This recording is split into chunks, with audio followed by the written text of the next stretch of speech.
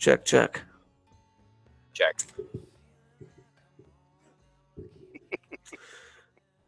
Eric J. Millar,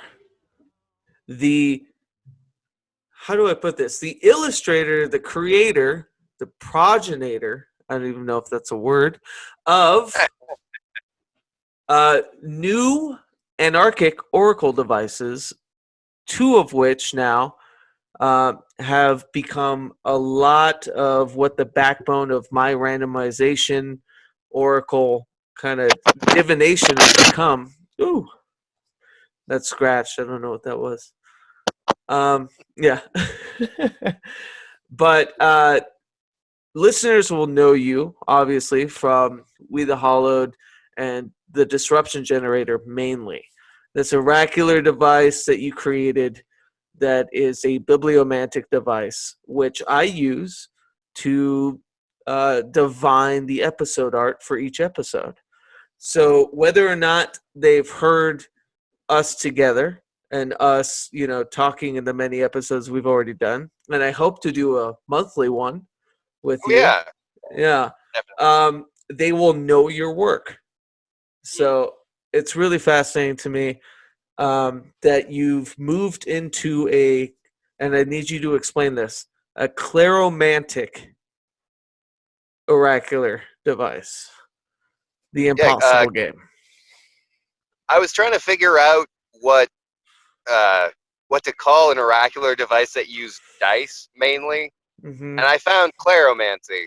I've heard other ones, but cleromancy, I liked how it sounded better than the other one I'd heard. Sounds clerical. But yeah, exactly. But yeah, the impossible game, the board game that only exists in your mind. I'm trying to show it here. There we go. I don't have a green screen, so I'm just discovering this thing right here. Woo. So the impossible game is like a very nebulous, or not nebulous, I would say ethereal kind of idea for me. Some people, if they pay attention to what I'm doing via YouTube, would know that I did like my very first bare brass knuckle kind of reading with it. But it was very quick. It wasn't as thorough as I would like because I get really put on the spot, when it comes to live streaming. So I kind of ran through it. But let's talk more about the actual creation of this thing and why a game. Oh, why not a game? I mean, the idea of an oracle as a game.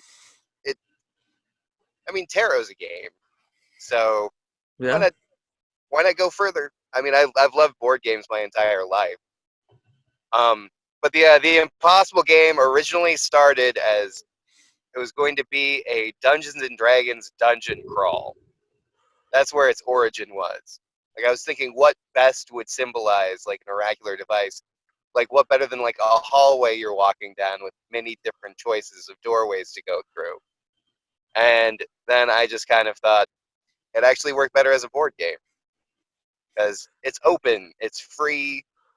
You just move down spaces, And I mean, hopefully it'll make.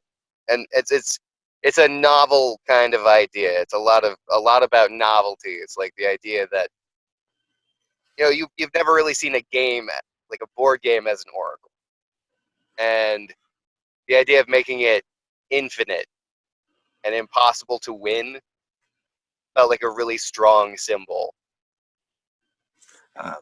Yeah, what I've loved, about you and doing these oracular devices has always been something about like this antithetical tarot idea. It's always like breaking away, but also like something very elemental about tarot in both of them, the disruption generator and the impossible game. Yeah.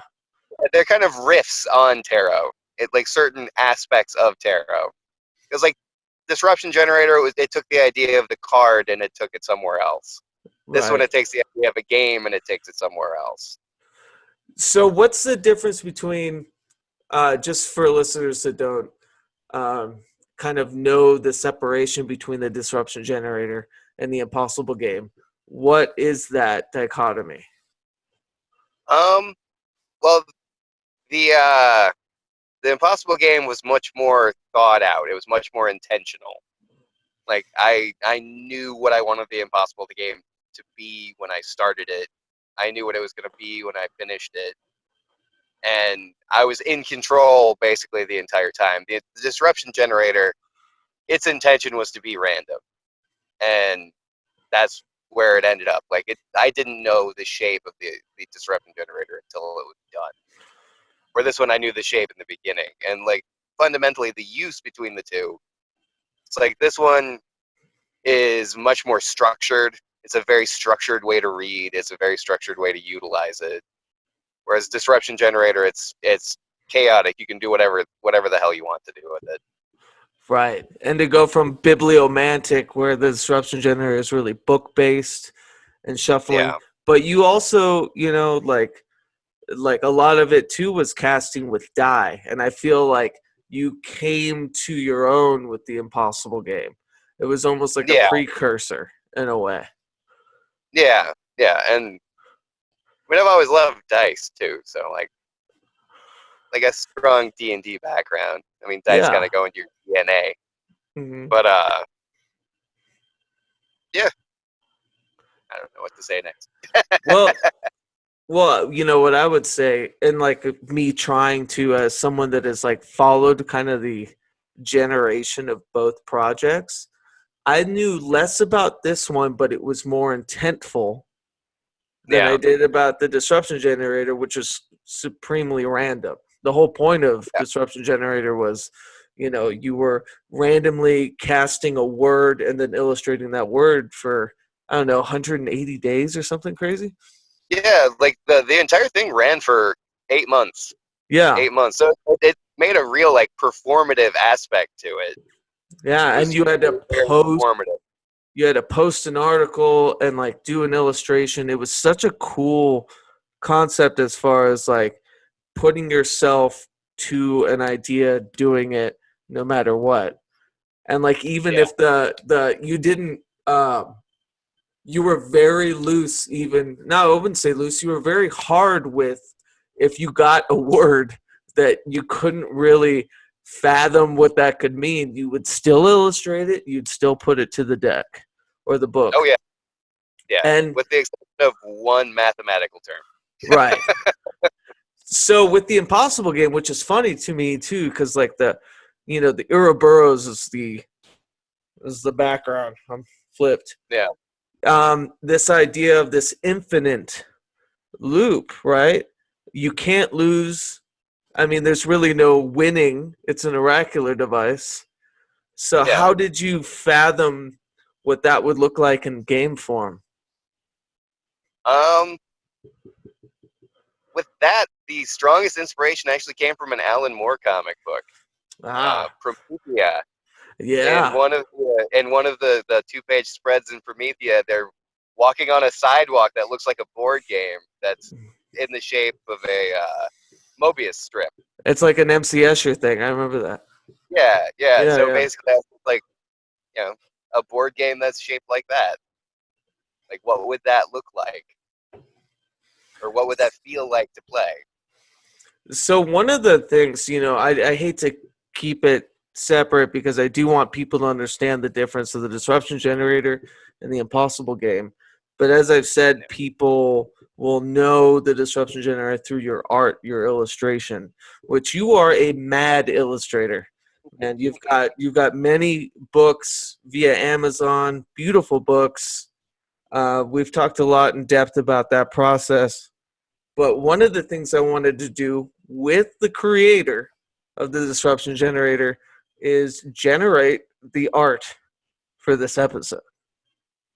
All right. Yeah.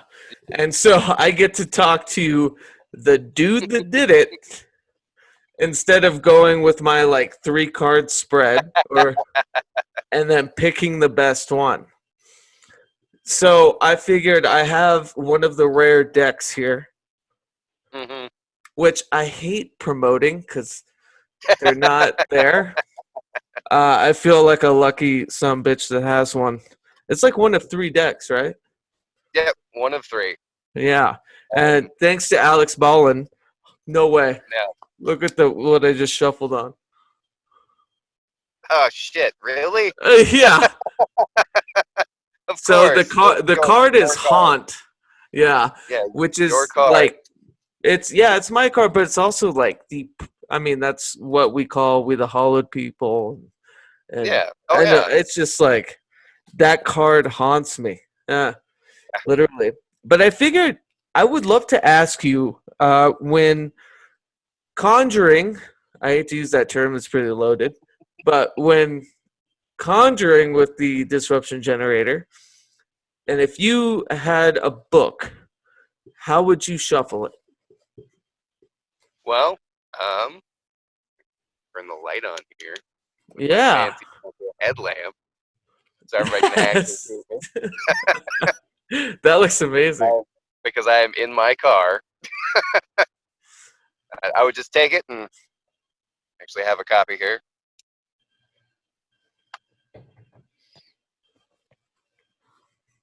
See, came up with clover for the first Clover. one.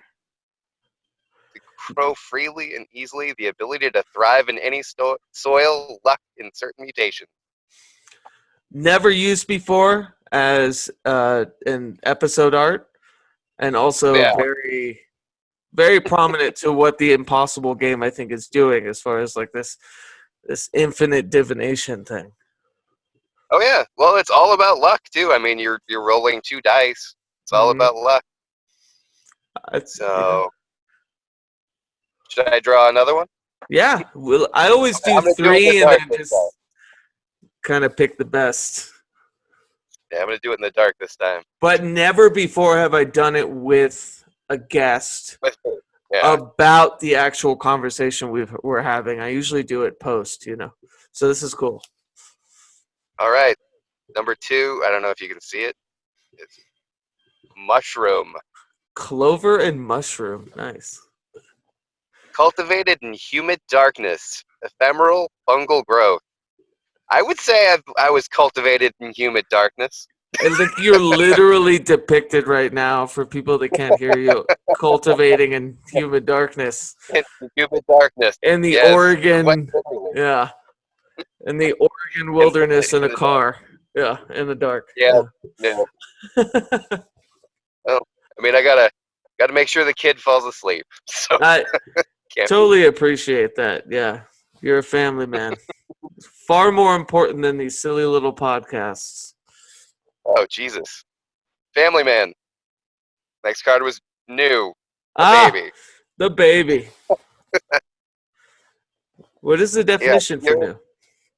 Pure and unsullied, a recent existence, a novel experience. Honestly, any of those cards could be indicative, not vindicative. Indicative, yeah, of the Impossible game. This new kind of creation you're putting out here. I think clover and mushroom. I mean, all of them work. If you were having perfect reading. Yeah, if you were having to kind of discern it into, or distill it, I should say, into one of those, what would you go with? Actually, mushroom, I think. Oh, yeah? Oh, yeah. Yeah. All right. Because I think, like, for me, basically everything I create is kind of cultivated in humid darkness. Yeah. Most of my art is kind of depression based. I mean, it's kind of an expression of something that's inside that just keeps steeping in the cold darkness. I love that.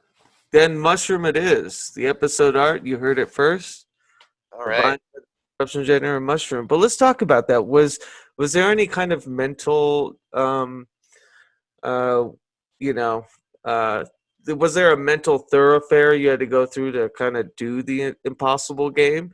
Was it more of an exercise, or were you working through some stuff mentally? Oh, with this one, it was really just more of an exercise. Like, I just kind of, the idea popped into my head, and I was like, I'm just going to make it.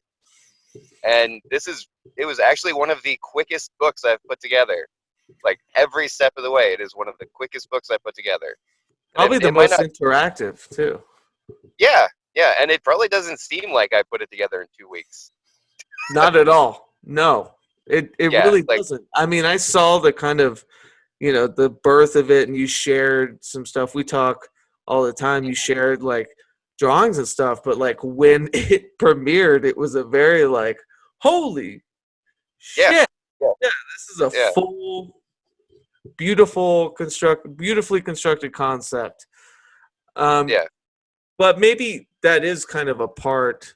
I know, like the big, like as I've said, the dichotomy between the disruption generator and this one, you had intent with this one. oh yeah, yeah. This Yeah. one lived in my brain like in its exact shape for a solid like month before I put pen to paper. Yeah. And like once I did, I was like in 2 weeks, I had it written, I had it drawn, I had it laid out, had the first copy in my hands from like within 2 weeks. That's incredible. And like I always wonder, but is like the exercise of creating this, I mean, obviously it's self kind of how would I say, medicate in a way. Oh yeah. Like maybe a lot of the stuff you're dealing with. Do you need like a control as like a game or some kind of, I know this one's hard to discern like that because there's no outcome Yeah, really. yeah. Yeah. This one might actually be about the lack of control. Yeah. Like honestly, since it's supposed to be a never-ending concept, and the idea is that the game is just going on forever. Even when you're not necessarily playing, the game is still going. Like Sure. you rolling for a new space, you're just rolling for a new space. Well, let's talk a So little bit about like your ideas of, and I hate to use the term rules because it's yeah, impossible to think yeah. about, but let's talk a little bit about the mechanics of how one does the impossible game. Well, with the impossible game, like the set rules in the book are that you have two six-sided dice, and the combination of the two dice, you read, instead of reading them cumulatively, it's going to be, there's a primary dice and a secondary dice. And based on what you roll, that's the quote unquote space you land on. So if you like roll a 1 on your primary and a 5 on your secondary, you go to space 1-5. Yeah, you got the first dice and the second. I like that. There's a secondary. It's almost like a an accent, Yeah, right? yeah. Yeah, Because doing it cumulatively just it didn't feel right. And also I would have only had 12 pages. yeah. So your first reading of it, obviously, you did it for yourself, like in Oh the yeah. uh, the creation of it. What was your finding of it? Um, I don't know. I haven't actually been able to use it with real dice, and it seems to be kind of weird with fake dice. Digital dice or something? Yeah, Yeah, digital dice. People seem to get really weird readings off of digital dice. So I don't yeah, have like an exact memory of my first reading, but it's like digital dice don't seem to really completely agree, but sometimes yeah.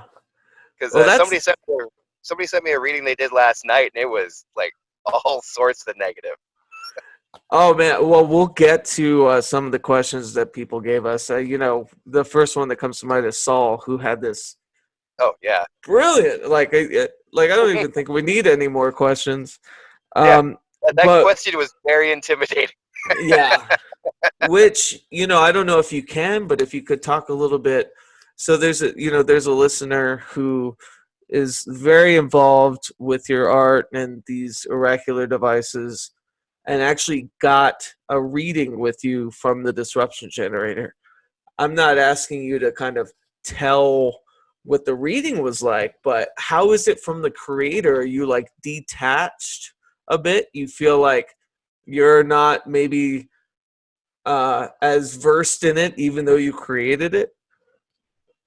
Which one, the impossible game or the disruption generator? Disruption generator now. Yeah. Oh, well, at this point, I'm pretty disconnected from the disruption generator. I think I've Yeah. actually hit the point where I can use it for what it's for instead of looking at it and going, "Man, that line is completely out of place." Yeah. That's Yeah. that's really You're what I look at every time I see it. I see the drawing and I go, "I didn't draw that right."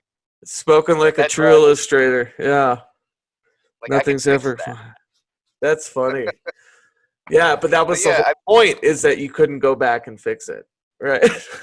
yeah, yeah, and every drawing was strictly in pen. Like it's pen and whiteout. If I fucked up bad enough, I could white it out. But most of the stuff is pretty purely just pen on paper. I didn't do an underline drawing or anything like that. I just did direct pen to paper. Yeah, and full And disclosure, these were, exercises you were doing on top of tons of illustration work yeah, around yeah. it. I mean, Yeah.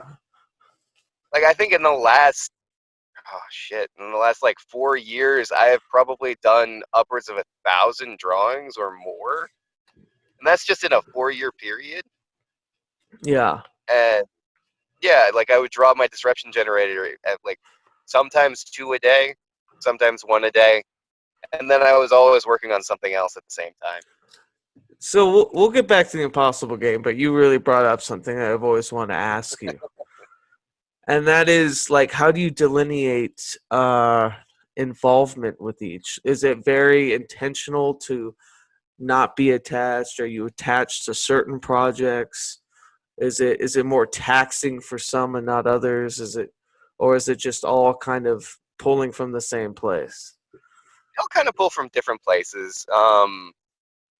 Like right now, my main project right now is a comic with Alex Baldwin, and that's really strange for me. It's surprisingly taxing to work with another person.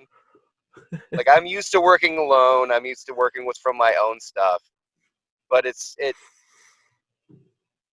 taxing, not necessarily a negative way, but it's taxing in like an exhausting kind of way, where I'm not in control of what I'm drawing because there's a Right. certain thing I do. There's a certain story I need to tell, and the creative part of my brain just likes to run free.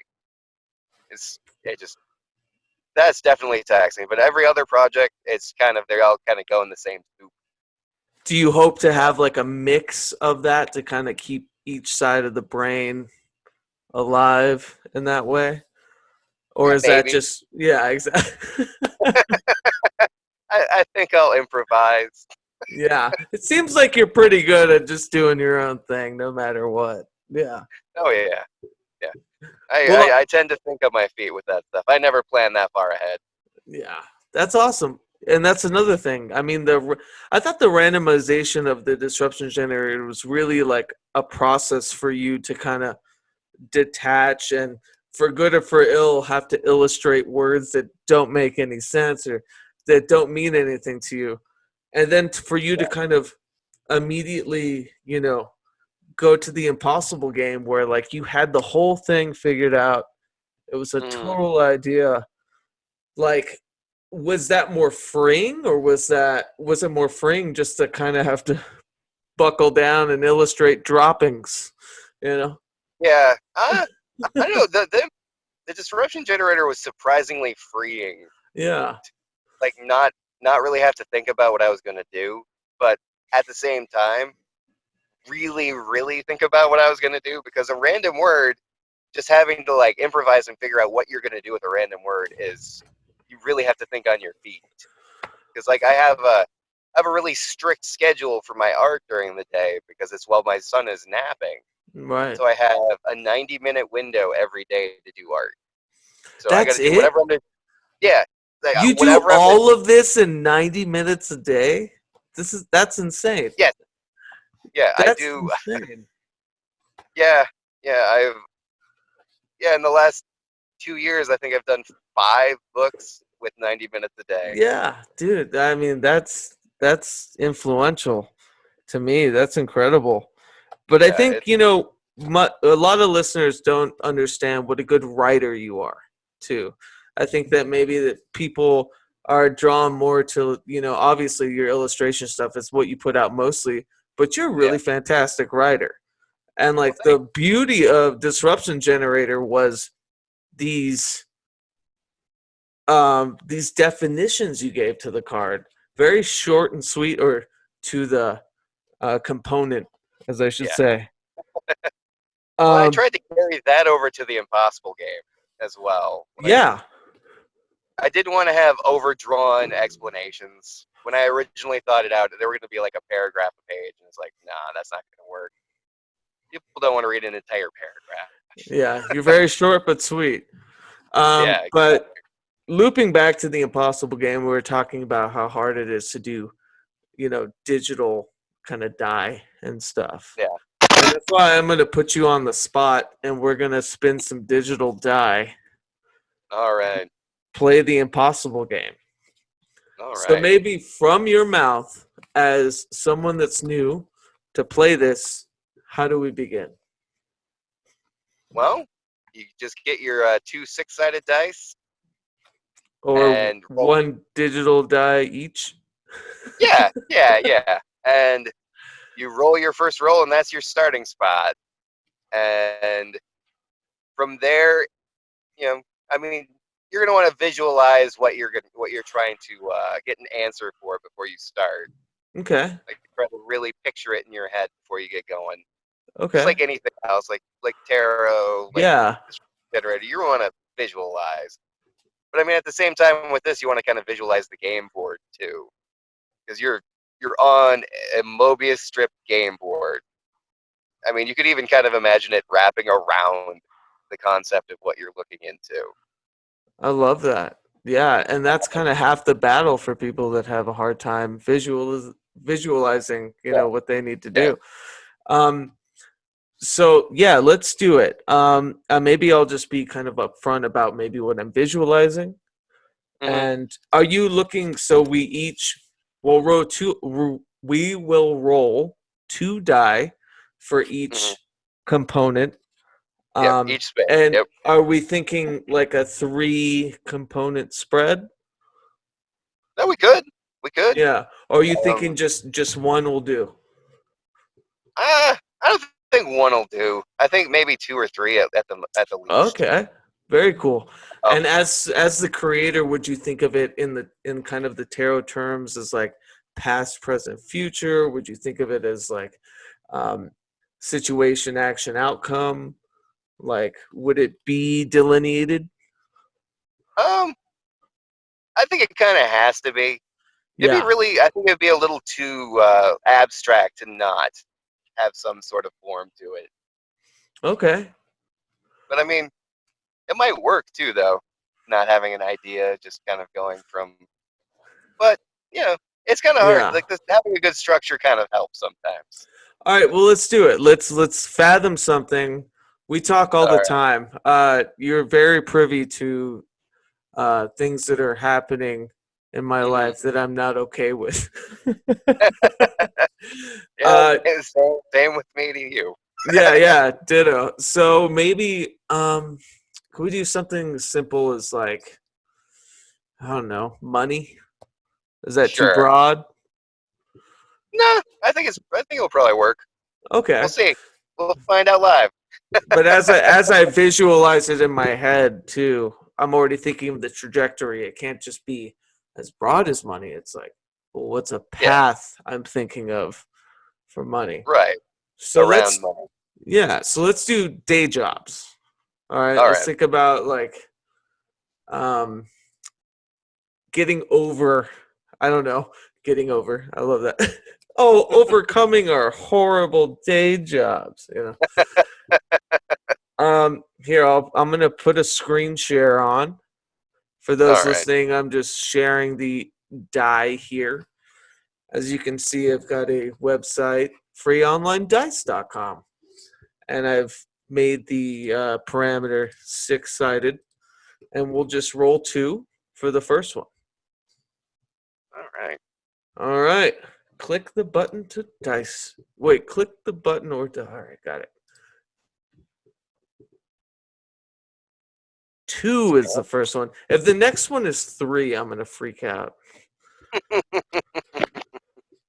All right, cool. So that is our, what would you call that first component of? The primary. That's the primary dice. Primary dice. Okay. So it's 2.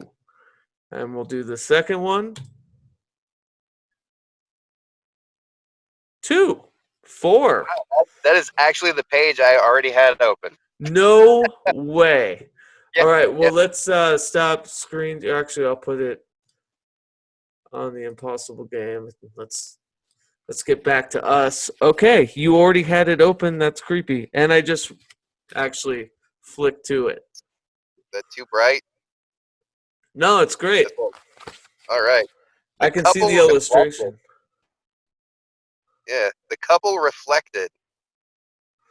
You find yourself amidst an unwanted conversation between new love and old love. The awkward and new collide with the painful transparency of familiarity. Ooh, yeah. Yeah, I mean, I Like really feel transfixed in that conversation. You as a family man, I'm sure there's like wants and oh yeah, needs to kind of keep everything copacetic financially, but it's a hard draw for oh yeah, yeah. When yeah. I created this one, what I was picturing was a new couple facing their older version of their relationship once Wow. they've kind of gone through the ringer. Wow. Nobody looks like later in a relationship. It's never the same as the beginning. Once the honeymoon's over, it's a very different game. Yeah. You know? Yeah, and full disclosure, the weight of the world comes in. And it's not like a lack of honeymoon. It's more of a lack of intention to honeymoon. Yeah, exactly. Yeah. So bogged down and stuff. All right, should we do another one? Sure.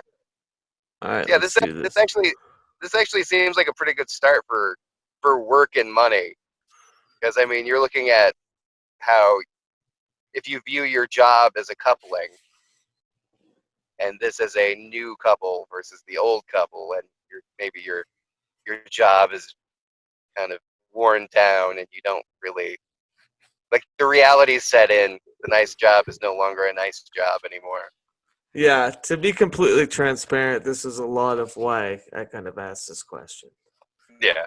Yeah, and it could, because it really is a point. It's like, okay, what can I do to spiritually and artistically, keep it copacetic financially, but also not be the fucking dweeb that I was for so Yeah. long. Yeah. All right. Wow. All right. You could totally take that as current situation.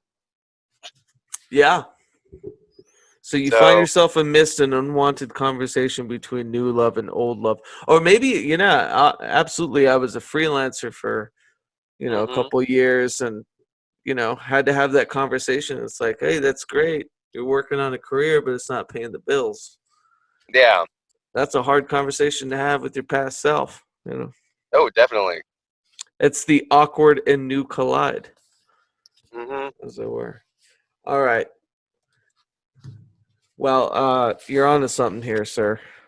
Yeah. But then again, that your divinatory projects really do work with me. Oh yeah, yeah. It's Like been super weird. you're kind of my target audience. Well, I love So, like it's the conversation with the subconscious, right? oh yeah, definitely, definitely. Like Yeah. I don't claim any like special powers of any sort. Right. I mean, that was the beauty with the disruption generator, and now it's the new beauty with this one is that the first one was about randomness, the other one is about an open-ended, Mobius strip of a game. Yeah. Okay. So I'm back with this. Let's see where this this old couple is gonna go. Let's see it. All right, I'm rolling the die. And it is a 1. Ooh. Yeah, I don't know what that means, but let's brace for impact. All right, here's the next one. It is a 6. Oh, 7. That's my number. Let's It's gonna see. be something bad, isn't it? The corridor. Ooh. The sentinels say nothing but observe all. See, there we go. Step with care. You may not want to inspire them to action. Well, it was 1 and 6, yeah? I Yep. love that because you have it laid out so that the primary die is your guide. And Yeah, it it makes it. shuffles through It the makes it 6. so. Let's see. You got a good look at those pages. Yeah. All right. I have this shitty green screen thing on. It's Oh. these white. Yeah, it just throws it There right it is. off. Yeah. There we go. The corridor. Oh. There it Anyways, is. There it is. the sentinels say nothing but observe all. Step with care. You may not want to inspire them to action. Okay, so this is a bit more elusive, I think. The first Yeah. one was very easy to kind of ascertain. So what do you see about this one? Oh. It might just mean that your first step was the only step you needed. This Oh. might be saying, if you go any further, you might be inspiring other things to action you don't necessarily want to inspire.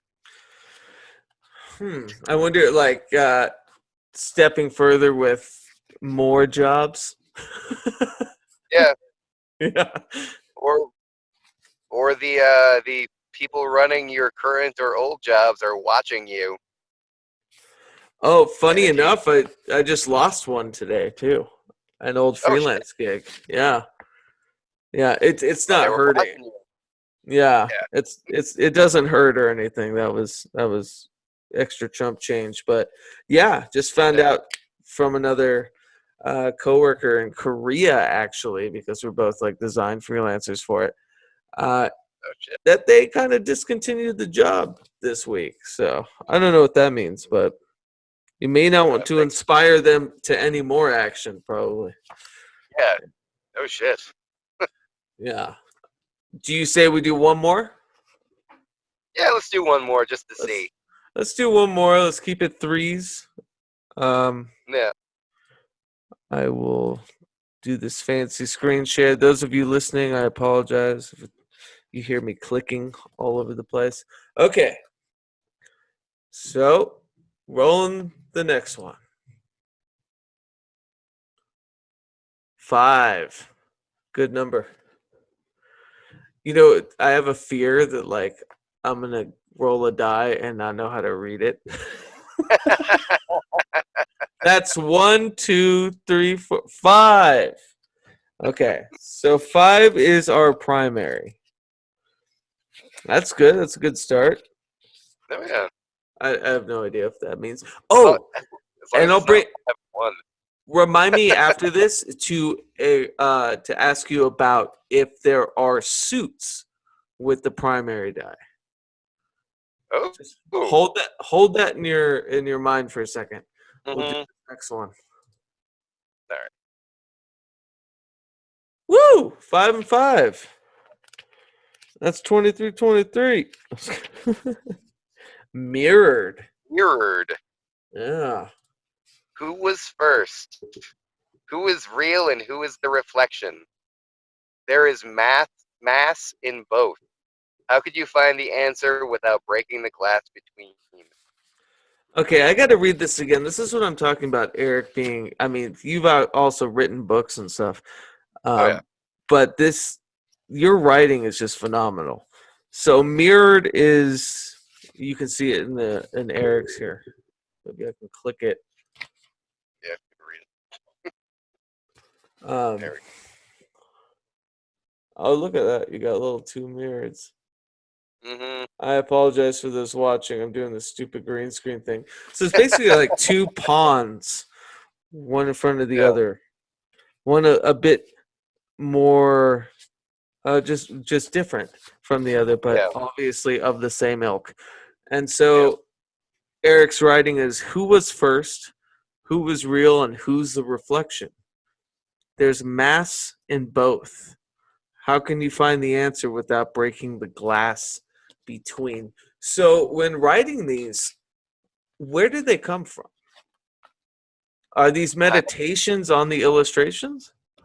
Yeah. Yeah, that is really what they were. Like, I don't think I spent more than 10 or 15 minutes on any of these. Wow. I just looking at the thing I drew and going from there. Here, I'm gonna click off the light. Yeah, that's very touched. I mean, I just love this. Like, what I think, what were you pulling from when you said without breaking the glass between? Like Just the actually idea of, breaking through to the mirror, the yeah, just reflection. I mean, yeah, breaking the glass to see which one's the glass and which one is the person. Which one is the actual like thing in reality and not the thing reflecting reality. and so it's almost like you're going to be disappointed, Yeah, probably, or there's a good yeah, chance you might be the yeah. reflection. You might be the reflection. Wow.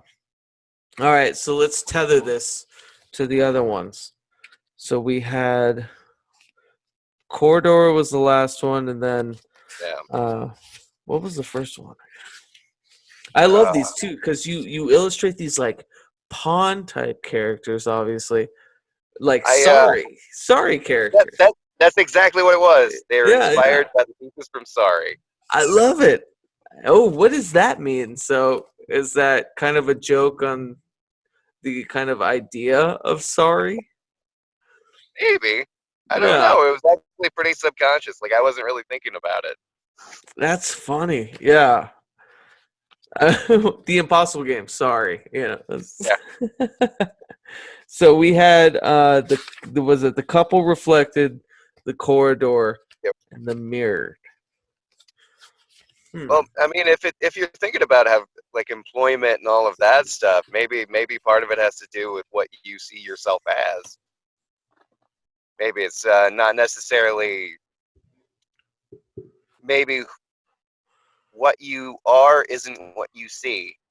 Yeah, that's really funny. I had a recent. I do tarot every day or close to every day. I miss a lot of days, but one of the biggest things I pulled from was like, I think you see yourself differently than what you're needed to be seen as. Yeah. Yeah, or what you'll be more kind of successful as, which is super funny because I'm very comfortable with myself. Yeah. No, I mean, I think a lot of us have similar kind of things because I Right. definitely like I am different than what I think I need to be, but I think I'm fine. Yeah, and especially as, artists, I hate to use that term like this, but as people that create and put themselves out for, consumption by masses, by strangers and all of this stuff, might be Yeah. pushing a narrative that just kind of isn't in tune with what maybe we actually are pushing. Yeah. Yeah. That could be because I mean I know my art definitely it tells a part of the story, but it's definitely not me. Right. I think Yeah. if people looked at my art and looked at my books, I think they would think I'm a little bit darker than I really am in real life. Yeah. I would Like, agree. yeah, I'm a pretty generally a happy guy. Yeah. I I mean, think after a I lot of work on myself, but well, let's talk about that. Is like art and exorcism for you? Is that in a really what lot it of ways, is? yeah, in a Yeah. lot of ways, Yeah. So people kind of see what you're kind of, and not to demean it, but like incessantly putting out there. You're a very productive person. You publish a lot and stuff. And that oh thing. yeah. Do you think that it kind of gets clouded with anyone that's paying attention as to who you are actually? I'm not sure. I'm not sure because I mean, if people are really paying attention to what I do, yeah, I think they would probably think I've got a bit more darkness in me than I really. But I think like one of the biggest reasons I started art was because I was depressed. Like that's Yeah. what really got me into Me it. too. So in a weird way, it kind of fit into that slot, and I've just been kind of running it down that slot forever. Yeah. I Uh, never quite stopped running it down that slot. but I don't think you're like, are you, maybe I'm wrong, but are you intentionally like exercising a like avatar of yourself of who you want to be reflected as. Could be. It could be. Yeah, I think I do that, honestly. I do Yeah. that through, you know, the releasing of art and stuff. I always think if looked at myself, if my body of work, that's all that mattered. But I think Yeah. that's kind of wrong, right? It's like the Yeah. interpersonal relationships you have and that kind of affection. Oh yeah, yeah. Yeah. And like the weirdest thing for me is doing art after my son was born completely changed how I looked at the stuff I was making. Like my stories became markedly less negative. Mm-hmm. Like the first book I finished after my son was born was Poison Trail. Like the first real book I finished after he was born, and the ending was completely changed because of him. Like initially, it was going to be about an ant. Like the story of Poison Trail is about an ant whose colony gets poisoned slowly, and originally the original ending was the ant was going to die with the rest of the colony.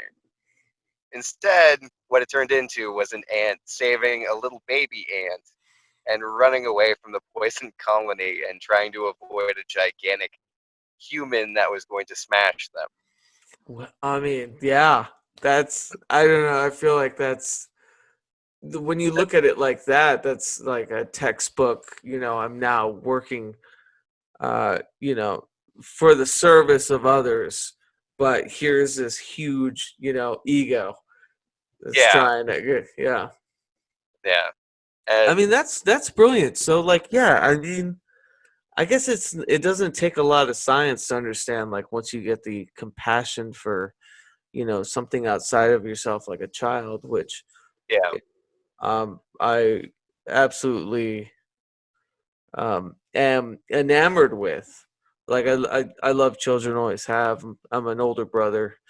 I'm a, yeah, you know, uh, but that's amazing to me that there's like a distinction of when all of that shifted, even amidst like you creating something that had a definite end and then just changed. yeah, yeah. Because yeah, when I was getting to the point, like I was at the point where I was starting to pencil out the ending, and I had it in pencil on the paper, and then my son woke up from a nap, and I was like, I can't do this one. I cannot do this ending because it like suddenly like it snaps into place that my son was the baby ant. It's like Do you I can't do it. do you think that since the birth of your son, like your kind of intention or like your kind of silent intention has shifted into something that can be, you know, like a lineage for your child now? Maybe I think it's definitely become like I've become more playful with my art than I used to be, and I think a big part is that I want to express to my son that he doesn't have to just be sad all the time, and I don't want him to see his father as a sad person Yeah, because I love that. Yeah, I mean that, I mean, that means everything. It's just fun. So what do you think your intention was before that happened? Was it just to kind of exercise things? yeah, oh Yeah. definitely, Yeah. definitely. I But mean now you, partially it was like getting things out, and part of it was just to keep myself busy. yeah. But now with, you know, the birth of your son, do you feel like an internal shift even too when you sit down to create? I mean, was obviously it's probably milked into every aspect of your Yeah, creative life. Yeah. yeah. I don't think I could separate the two at this point, and I don't think I could even tell exactly where the integration began because it's one of those things. It was probably rather gradual, and I wouldn't even know like the actual like place I could identify it I other than want that. I wonder when it became real to you, when it became real, like, uh, not, I don't want to call it selfish thinking, but when it stopped becoming about you. Was that like mid pregnancy? Was that, you know, your wife? Was that, Yeah, you know, it was while my wife was still pregnant because for a lot of my wife's pregnancy, like I like make her breakfast every morning Oh, and like all sorts of stuff like that. So it's like I've taken a real like caretaker kind of position in a lot of ways, and that's probably when it became the most real. It was like when my wife couldn't quite do everything she used to do because she got pretty big, and yeah. you know, getting pregnant is hell on a woman's body. Yeah. I Like I have no idea, but from what I've yeah, heard. yeah, and any guy that says that they do, or they're full of shit. Yeah. But there's nothing that's going to make a woman more mad than saying, "Oh, I know exactly what pregnancy is. I've had pains. Like my knee Did went out when I was young." did you think, I don't know, is there like a correlation between the intent that you put in like your artistic projects to where I think like maybe you're reverberating on like an absolute level of who you are? Is there a correlation with that when it becomes to fatherhood?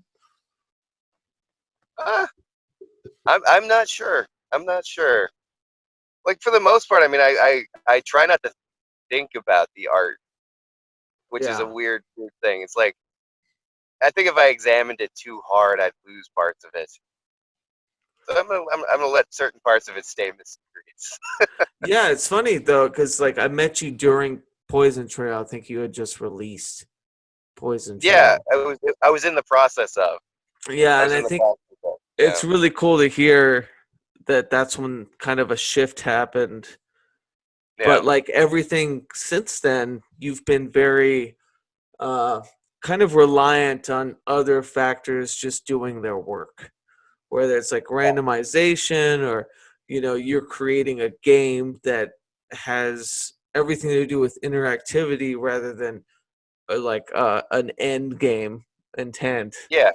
Yeah, Yeah. And like the one narrative book I've made, because I made Disruption Generator, and then as like a palette cleanser, like because for about 4 months after, or maybe even 5 months after I finished the last part of Disruption Generator and finished the book and everything, I couldn't work on anything. Like I was just toast. I couldn't work on anything. Couldn't concentrate on art. Like I basically stopped drawing for at least 2 of those months where I just didn't draw a single thing for 2 months. And after that, as a palette cleanser, I did a narrative book called Billy's Inferno, and I think that one was an exorcism of sorts, yeah, and but it was still playful and it didn't have an ending. It was super open ended. Like it was yeah. really It's just kind of a meditation on the afterlife. I always wanted to talk to you because we've talked in depth about like when you finish the disruption generator, when it comes to finishing a project, there's this like postpartum depression. Oh, definitely, When it definitely. like shifts into oh great, now I gotta like I mean, for lack of a better term, sell it, or I've got Yeah, to promote it, or now it's out there in the ether, but I've got to remind people of it. And I've always like wanted to ask you more in depthly about like when the disruption generator ended, it was such an exercise, so you probably felt double like of a oh withdrawal. yeah, Yeah, yeah. That one felt like a gigantic loss when it was done. yeah, Like it was just like I was really, really, really tired of it by the time I was done with it. But then once it was gone, I just felt nothing but loss. It just yeah. felt like a gigantic gaping hole. It's like everybody else's now, kind of a thing. Yeah, But yeah, you've and had such a great response to it. I mean, it's been magnanimous. oh yeah, I'm amazed. It's probably the most well received book I've made. That and Coyote, but like Oh, more this yeah. than anything. And I mean, yeah, but at the end of the day, that doesn't tuck you in. Oh yeah, and yeah, nah, nah. Speaking of which, before I forget, we actually did have some questions. Maybe we should just get into All right, Saul's question at least, because he was really sweet enough to write a it's a good. really well thought out question. Yeah, I'm hesitant to read more than I should, not because of anything other than just we had a great conversation the other night. Yeah. Okay. So from Saul, and this is about uh I believe, yeah, both the disruption generator and the impossible game. He says, I've heard systems like tarot or the I Ching described as complete maps of experience. How does the disruption generator and the impossible game each look to you when viewed from this perspective? That's question one. Put another way, the disruption generator could have been 80 components instead of 120 or 663 or 1080. Are there areas of map of experience that might be better delineated if the disruption generator had twice as many components or 10 times as many? Like, what's the difference? And well, I mean, like any divination system, any oracle is an incomplete map.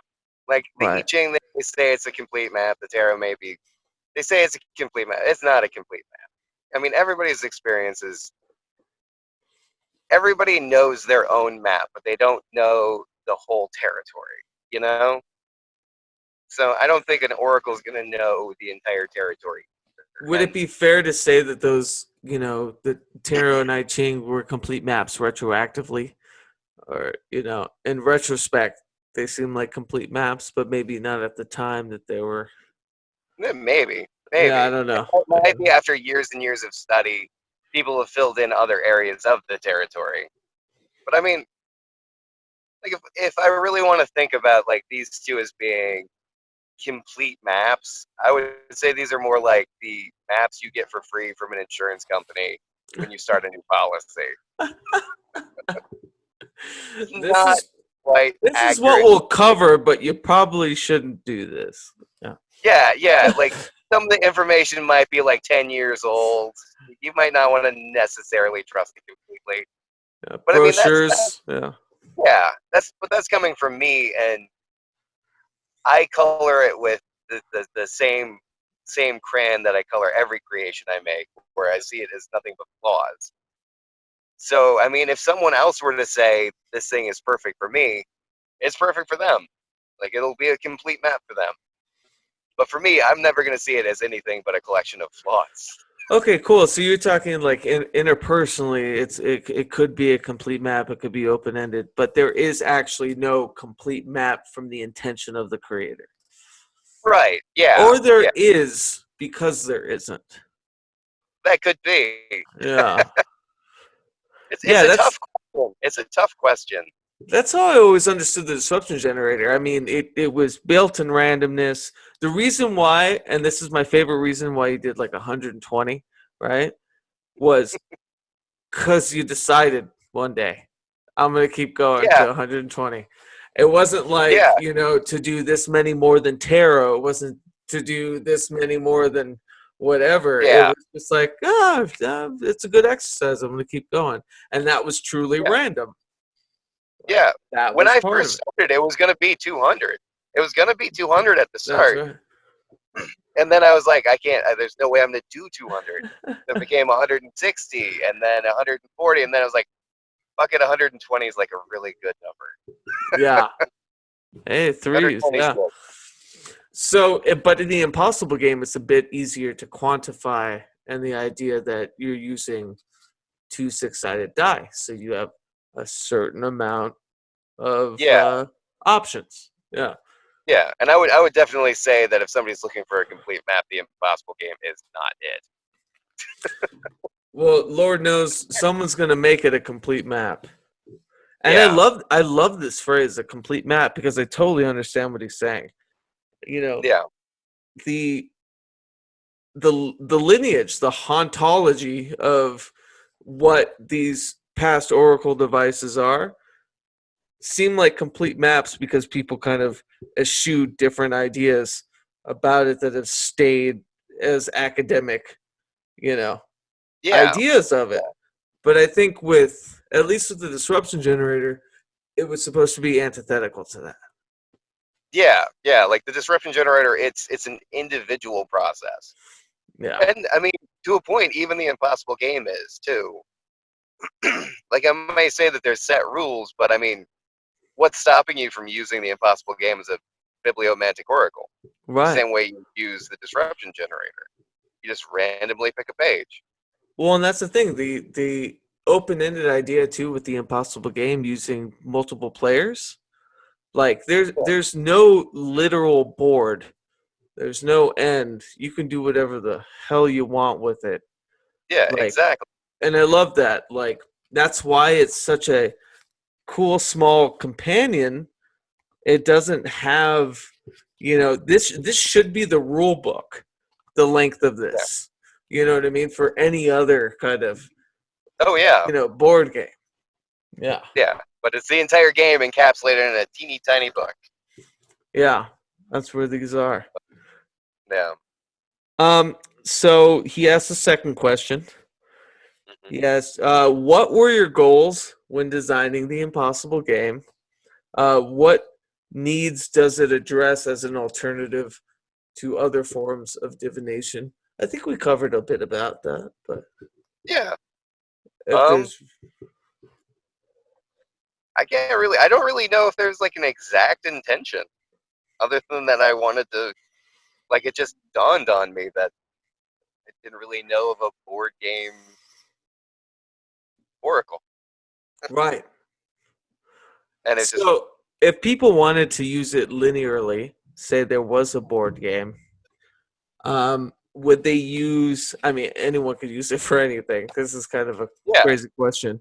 But is there, I could see people using the actual, primary, secondary die as actually, places on a board game. And yeah, then you could literally move up with sorry yeah, companions for different things. But at the same time, it would negate what it's supposed to be because it would be sequential, right? right, because you'd have to put it in a certain order and all of that. Because I mean, the book is in a certain order, but it's not necessarily the order. This reminds me. What I meant to ask you before. With the primary die, are there suits? Not intentionally, not Okay. intentionally.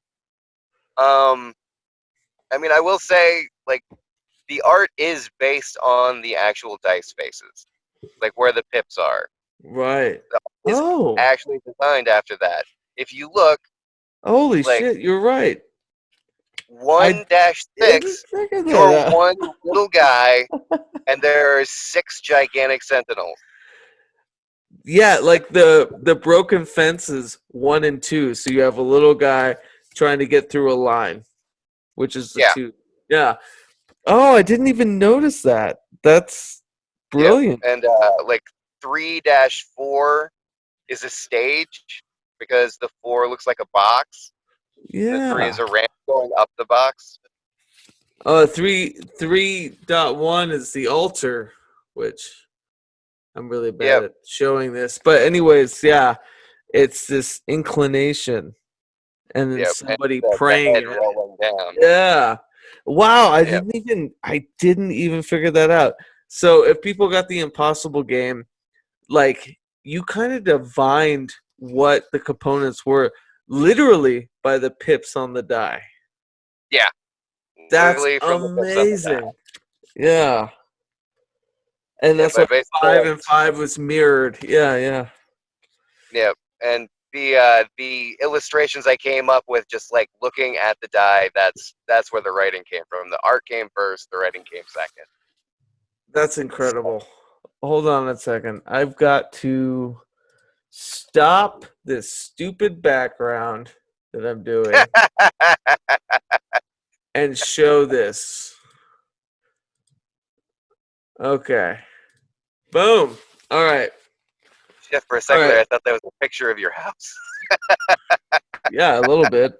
But I needed to show this in the camera. If you're listening, I hope we can explain it well.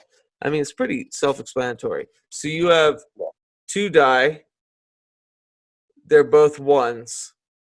and he's calling them the silent lovers. And it's because the dots on the die he fathomed or he created, um, the components of what those die represent. And this Yeah. is the broken fence I was talking about.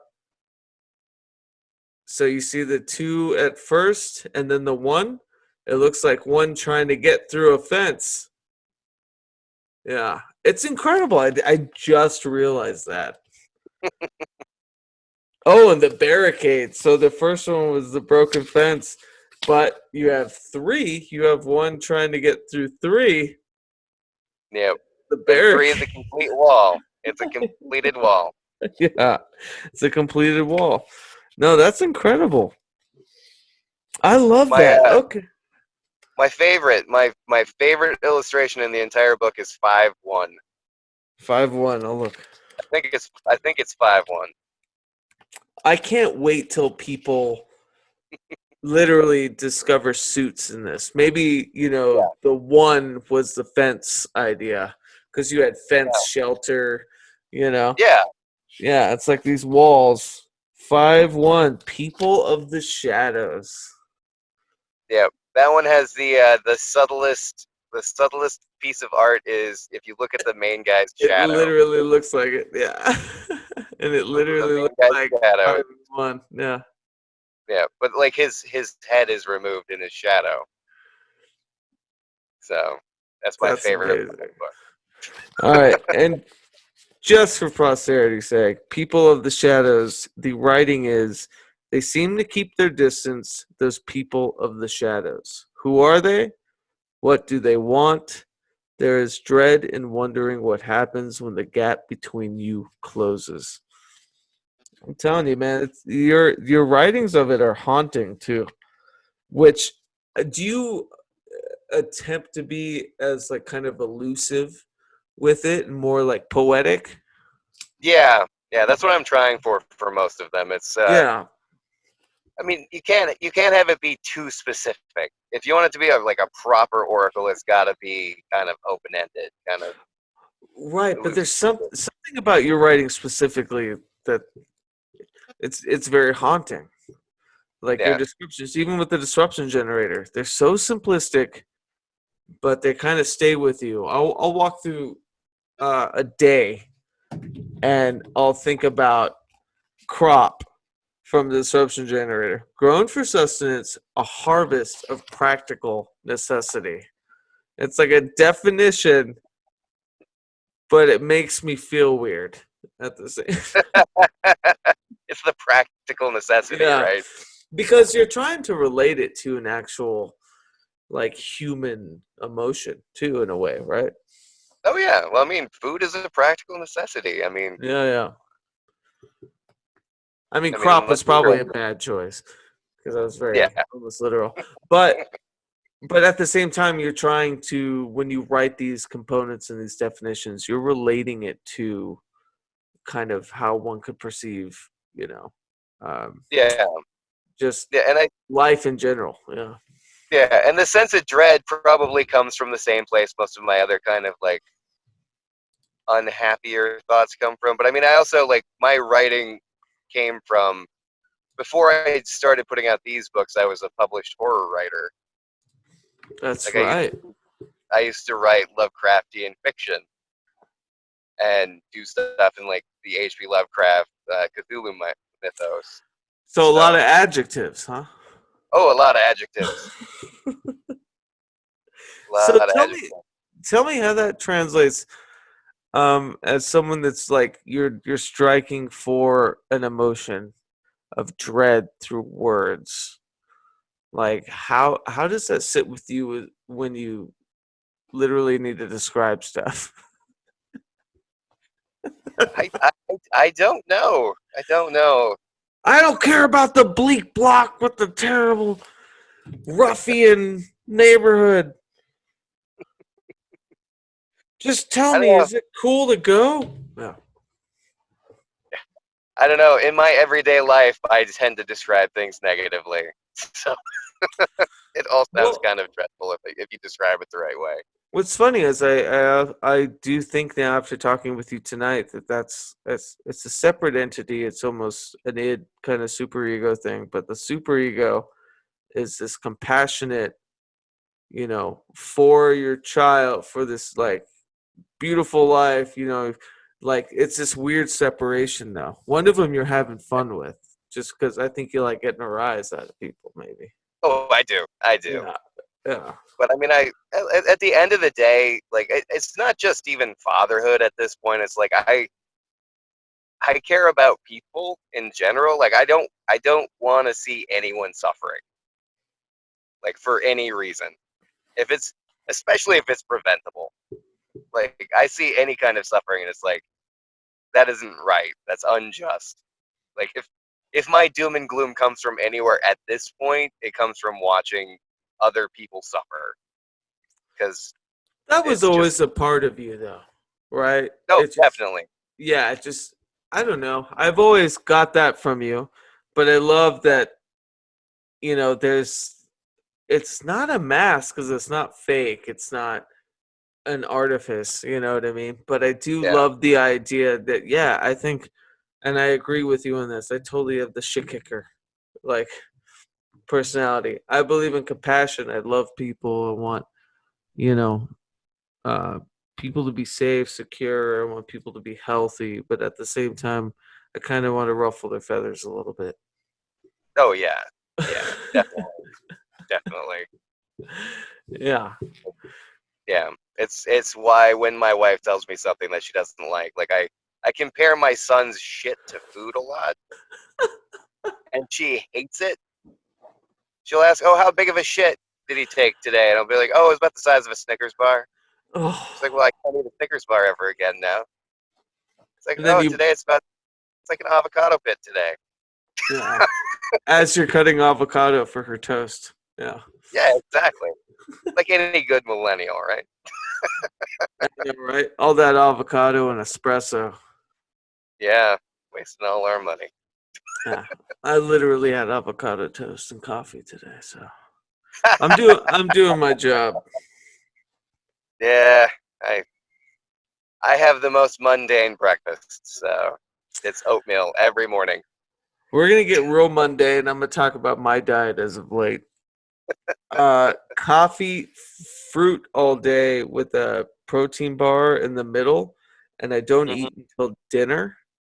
And by the time I eat dinner, I don't eat that much, but my energy levels are like, woo! I'm just one of those people that doesn't need much, I think. Yeah, you're lucky. Yeah. I uh I I thought I eat too did. much. Yeah. Well, yeah, I'd like, yeah, it's a really boring conversation. And Yeah.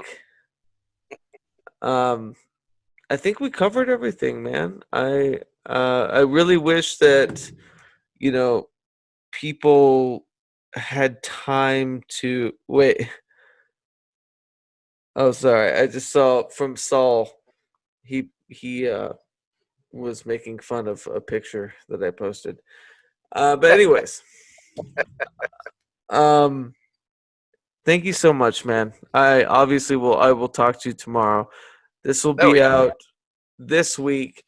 We've all been super excited about the Impossible game. I love the from intention to place setting, supper time that came with the Impossible game, and seeing the little bit that you're working on, and now you've got so much shit on the peripheral. Let's talk more about Oh that. yeah. Yeah. The next thing will be the first issue of Worms Edition, spelled WYRM. Worms Edition. That's the comic I'm doing with Alex Ballin, and the That's first issue is going to come out end of March. It is March, isn't it? yep. Yeah. All right. I lose track of Obviously, time. it's a play on Lads Edition, right? Where Yes, Alex lives. exactly, Yeah, exactly. Because he didn't want to call it Lads Edition for some reason. because I But know everybody will. Everyone, Alex Bullen lives in Lads Edition. Sorry. I don't think he makes that a secret. I think that's No, pretty public it's knowledge. pretty obvious. Yeah, yeah. But But I hope we do this at least monthly. oh yeah, I would love to do like a live stream with you at least monthly. We can even invite oh yeah, other we'll people, figure that interview out. people together. But anyways, just to Yeah, interject. yeah. And then last night I got an idea for another oracle, which will probably be my next book. And right now it's called 400 Pieces because it's utilizing two 20-sided dice. So there will be 400 options.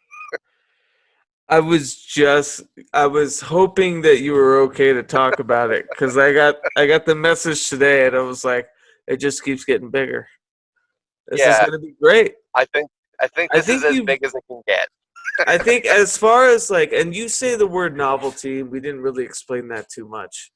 Yeah, But I think you've absolutely found like a sweet spot when it comes to, creativity and interaction. And I think it really is these interactive oracle type things. yeah, yeah. And I mean, I've always kind of been aiming for a novel experience for people, not like I did a Twitter rant the other day where I said I make graphic novelty, not graphic novels. Mm-hmm.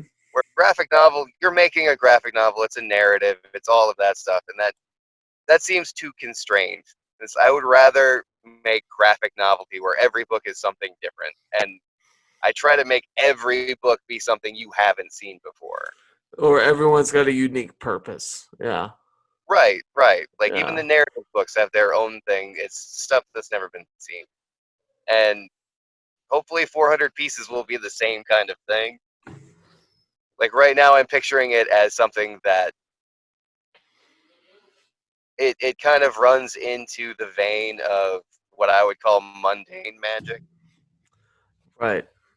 where Which it's is fun another to, thing you're working on. yeah, which is the idea that normal everyday life has just as much power as robes and chants and Yeah. incantations.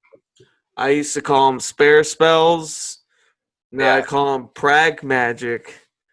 And then yep, you have mundane magic.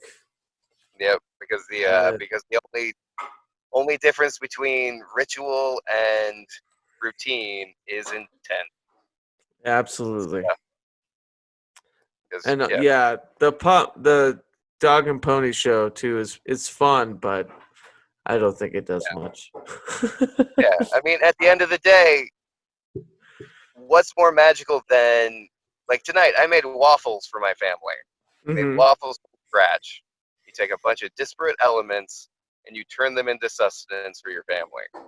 What is more fucking magical than that? Like Yeah, that's perfect. we all ate tasty waffles tonight. Hell yeah. On that note, we're gonna call this podcast the Tasty Waffle. All right. I'm just kidding. What did we decide before we go? We decided clover, right? Oh no, mushroom. Mushroom. Perfect. Perfect. Well, it was so cool to actually like have a live reading of the episode art from the creator. Yeah, So that I'm really excited about that. that All is the the other second. stuff is like whatever, I don't Yeah, really. yeah. That is actually the second disruption generator reading I've done in the last week. So That's it's right. kind of unusual. Like Saul's got one coming in the mail, along with That's a awesome. couple of surprises that he doesn't know are arriving. Very cool. Well, he deserves it.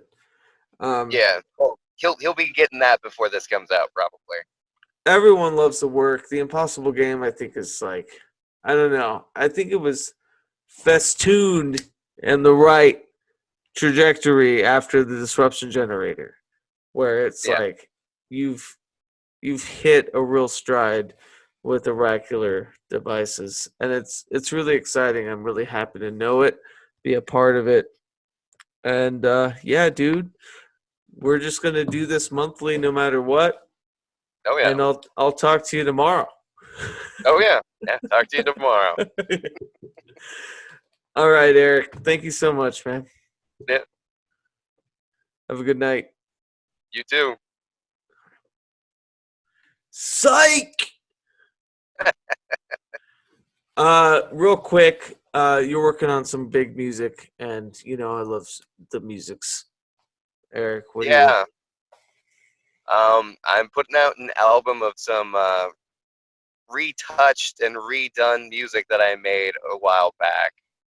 I'm calling the project Outlet Sounds to go with Outlet Press, and it's the album is called Mandelbrot Melts into Darkness. And it's because the program I use to make the music used the Fibonacci sequence to make musical notes, and I turned it into essentially a drone album. Yeah. So you shared it with me. My first thought, our collective, what I'm trying to build up to is we put out an audio sigil I guess it's been a couple years now. That sucks. Yeah. It's been a little bit, but it's you know, a free flowing compilation of different artists, and then I weave it together and make some like breathing sigil of people's audio work. And when I heard this, I was like, that's the tether. That's what we tether in between people's tracks on this new compilation that we're thinking of. So I would like to invite people to submit the I would say the theme of this new audio sigil is about anarchic magic. It's about how would you distill your personal praxis in sound.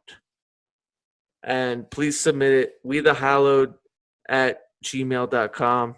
WETHEHALLOWED at gmail.com. And Eric's beautiful work is coming out separately too. You're putting this album out. Yeah. Yeah, I haven't done musical stuff in a long time, and it felt pretty good to actually kind of like blow the dust off it and tinker around. It's brain tickling.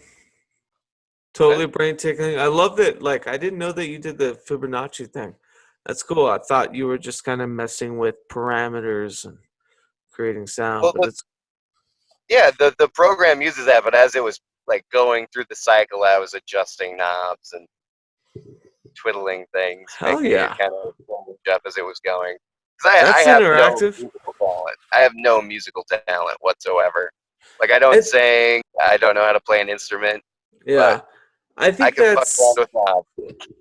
Yeah, I don't think that's necessary for this. I think, at least for your art, like I can see you using it as like an illustration, you know, using sound as an illustration.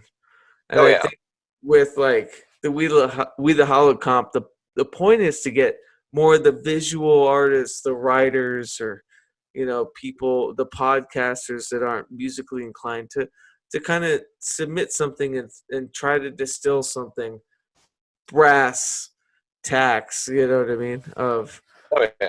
Yeah, I think that's more fascinating with me. To me, I mean, I'm sick of music as a composition. So yeah. So that's it. All right, we did it. All right, man. Thank you so much. Oh wait. No, I was kidding. Hold on. Oh, there's so much, but we'll talk again. Oh yeah. All right. Thanks, dude. No.